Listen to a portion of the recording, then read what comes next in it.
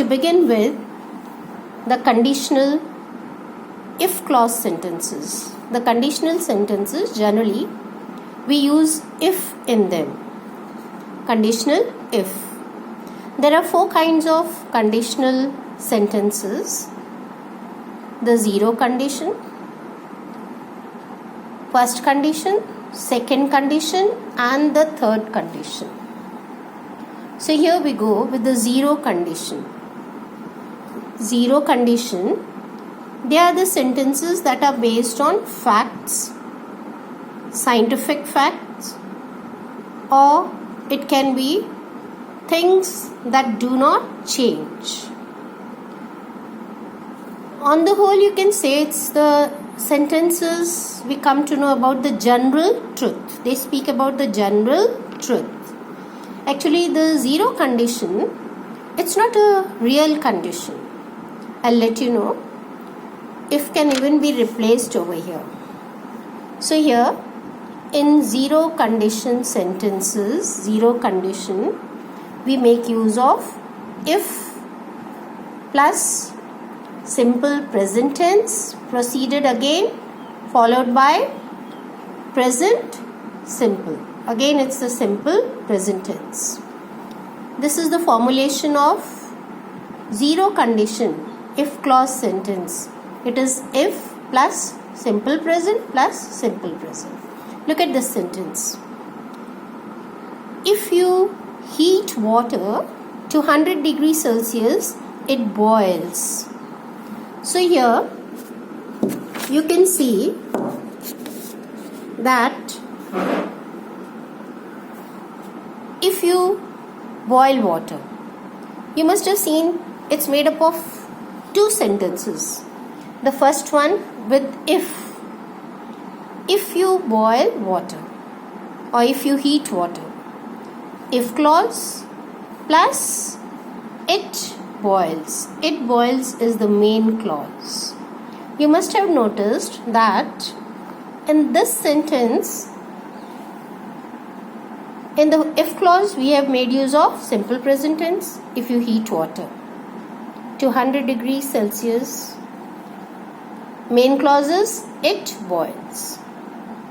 So this is a fact, scientific truth, itself scientific fact. If you heat water to 100 degrees Celsius, it boils. Look at the other sentence.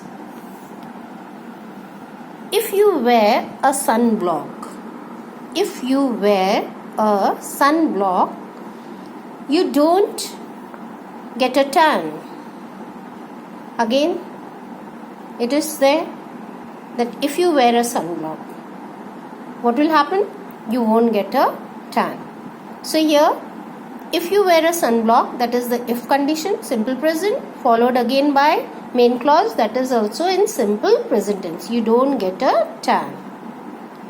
So one thing you are supposed to note, that is, you can begin the sentence with if clause and then you can even begin the sentence with the main clause. It's the correct formulation. In these kind of sentences, if clause sentences, you can begin it with if clause or you can begin the sentence with the main clause. You can interchange it. Look at this sentence. If you heat ice, it melts. So here, you could have started like this also. Ice melts if you heat it. Look at this sentence. If demand for a product rises, if demand for a product rises, its price rises too. So here, this is a fact. If there is a demand of a product, what happens? Its price rises too. Next sentence, once again you can have a look. One more example. The TV comes on if you press the button. Here I started the sentence with the main clause followed by if clause. The TV comes on if you press the button. You must have noticed that this if clause, this kind of clause, zero conditional clause, it's not a real condition. Because it's a not real condition sentence, so we can use when in place of if. Here, if can be replaced with when. For example, if you heat ice, it melts. We could have written, when you heat ice, it melts. Or look at the other example. If demand for a product rises, its price rises too. This if can be replaced by when. When demand for a product rises, the price rises too. The other sentence also. The TV comes on if you press the button. The TV comes on when you press the button. I hope, students, you have got it. This is the zero condition sentence in which if plus simple present followed by simple present. The if clause also is in the simple present and the main clause also is in the simple present tense. But this is not the real condition. You can say real conditional sentences. So they can even be replaced by when. Now we move to the first condition. First condition. In these kind of sentences, there is a high probability. We even call it as a probable condition. High probability of things being done. If one thing is done, the result, the other will be there. If one is not there, the other may not be there. So here, we'll see to it, in this kind of first condition, the probability where it's high probability, we call them as the probable condition also. How we frame these sentences? It's the if clause that is in the present tense and the main clause in the future tense. Simple future. Present tense, if clause and the main clause in future tense. Look at this sentence. If you study seriously, you will pass the test. So, if you study seriously, of course, there is probability, high probability also you can say, that if you study seriously, you will pass the test. And if you do not study seriously, you will not pass the test. Negative. If you will not study seriously, you will not pass the test itself. See here again, look at the other sentence. I see her quite often. If you see her quite often, how you can frame a sentence? That means there is high probability you see her very often. You could frame the sentence, if I see her tomorrow, I will speak to her. See now, again, if clause that is in simple present tense, if I see her tomorrow, and the main clause, I will speak to her. So here, you could have started with the main clause also. I'll speak to her if I see her tomorrow. I will speak to her if I see her tomorrow. Present tense followed by future tense. If it is the main clause, future tense followed by present tense. These conditional sentences, they are like mathematics. You'll have to mug up the rules. Look at the other example. Suppose they are always late. High probability they are always late. So how you are going to express it? I will not let them in if they are late again. I will not let them in. So main clause, I will not let them in, isn't it? This is the main clause in simple future tense. If they are late again, if clause, they are late again, it is simple present tense. Now again, suppose look at the other example. There can be some changes. High probability of some changes. How are you going to write this sentence? If anything changes, we will let you know. Now see, if anything changes, if clause again in the simple present tense, we will let you know.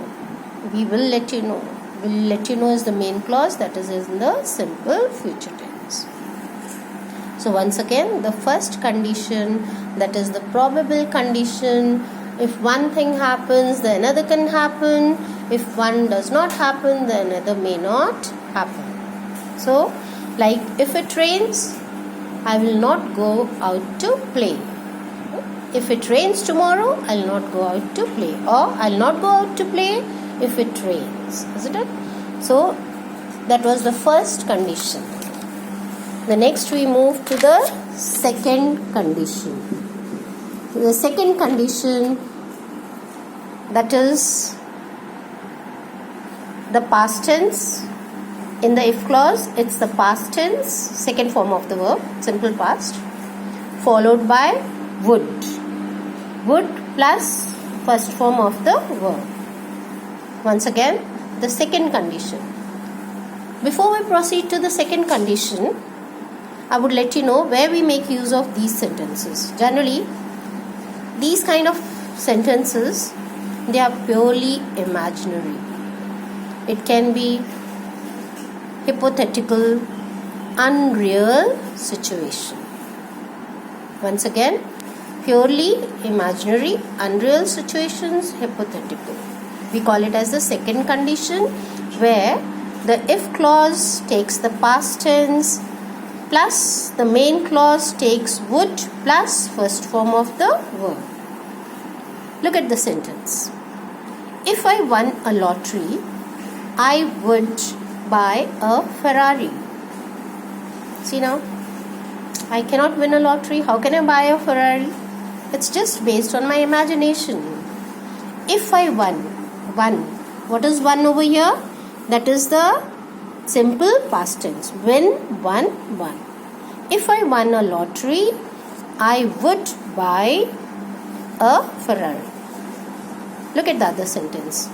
If I were here, that is to be. To be, the past tense for to be, were. If I were the President of India, I would live in Rashtrapati Bhavan. But I cannot be the President. How can I live in Rashtrapati Bhavan? I cannot be the President and I cannot live in Rashtrapati Bhavan. It's my pure, you can say, imagination. Just I am being hypothetical, unreal situation. If I were the President, यदि मैं President होता, isn't it? So I would live in Rashtrapati Bhavan. Look at the other sentence again.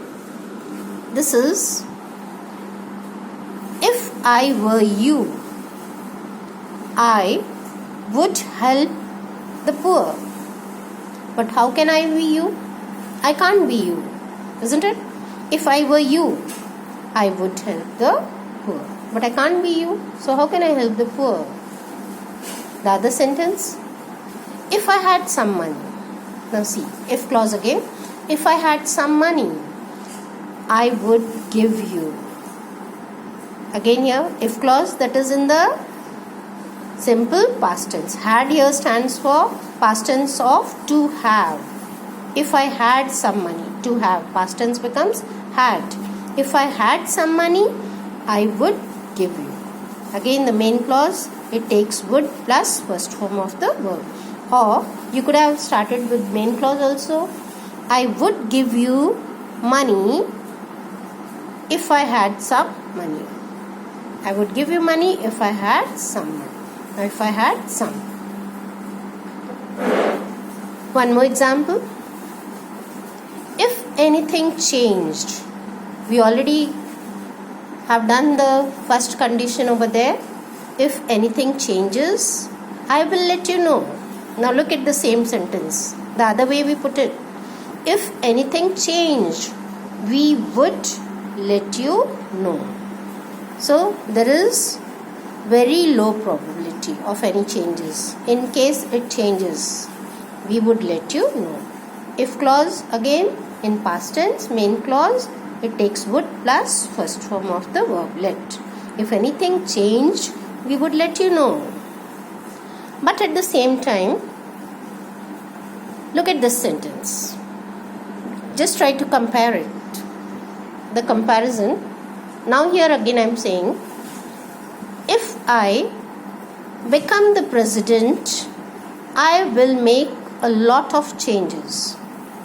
Now see, this is not imaginary over here. Maybe that I am a candidate who is contesting election for the president's post, and there are chances I may win. I am already contesting the election, and that time if I speak, if I become the president, I will make a lot of changes. This is in the first condition. We can make use of this kind of structure because this is not imaginary. I am already contesting elections, and if I become the president, I will make a lot of changes. Had I to write the same sentence in the second condition, it would have been, if I were the president, or if I became the president, I would make a lot of changes. That means purely imaginary. Simply any boy, anyone like me saying that if I became the president, I would make a lot of changes. I hope you have understood this. This is the probability in future. That was maybe, if I become the president. That is a candidate who is going to contest election, he can frame sentence like this. Otherwise, purely imagination would be, if I became the president. Next, the final, it's the third condition. The third condition, that is of the past. Actually, we even call it as the unfulfilled condition of the past, it can be, or when there is zero possibility. This is the unfulfilled condition of the past. Happened in the past. The thing that has already happened or not happened, something. But already it is in the past. Zero possibility. Third condition. How we frame these sentences? The if clause that takes past perfect. Past perfect. Past perfect, had plus third form of the verb. In the second condition, imaginary, it was only if clause was in the simple past. But here, third condition, past perfect plus would have plus third form of the verb.